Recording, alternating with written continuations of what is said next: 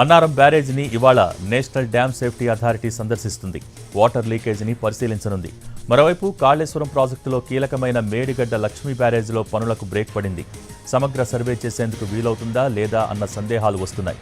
ఇక ఎన్డీఎస్ఏ ఇచ్చే రిపోర్ట్ ఆధారంగానే కాళేశ్వరం ప్రాజెక్టుపై భవిష్యత్తు నిర్ణయం ఉంటుందని తెలంగాణ ప్రభుత్వం తేల్చి చెప్పింది.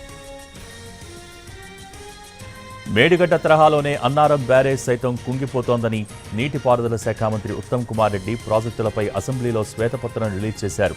అన్నారం ప్రాజెక్టు నుంచి లీకులు మొదలయ్యాయని స్పష్టం చేశారు. సుందిళ్ల బ్యారేజ్ కూడా కుంగే అవకాశం ఉందన్నారు.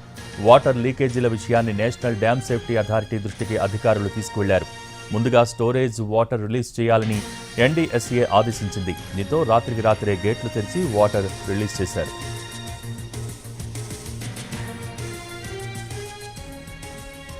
అన్నారం సరస్వతి బ్యారేజ్లో ఏర్పడ్డ లీకేజీని అరికట్టేందుకు బ్యారేజ్లో నిల్వ ఉన్న 2.5 టీఎంసీల నీటిని 10 గేట్లు ఎత్తి దిగువకు మేడిగడ్డ వైపు వదిలారు. ఆ జలాలు మేడిగడ్డ బ్యారేజీకి చేరుకున్నాయి. బ్యారేజీ కుంగిన చోట ఉన్న 6, 7వ బ్లాక్ పిల్లర్స్ను చుట్టుముట్టాయి. దీంతో ఫౌండేషన్ టెస్టింగ్ పనులకు బ్రేక్ పడింది.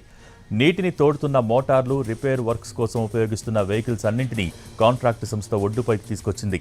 అన్నారం నుంచి వచ్చిన నీళ్లన్నీ కిందకి వెళ్లిపోయే వరకు ఇంజనీర్లు పనులను నిలిపివేశారు. నీటిని పూర్తిగా ఖాళీ చేయడంతో బ్యారేజ్ పొడవునా 1.6 కిలోమీటర్ల దూరం వరకు 1,00,000 క్యూబిక్ మీటర్ల మేర గేట్ల దగ్గర 1/2 మీటరు ఎత్తులో ఇసుక పేరుకుంది. దీంతో బ్యారేజ్లో సమగ్ర సర్వే చేసేందుకు వీలవుతుందా అన్న సందేహాలు వస్తున్నాయి.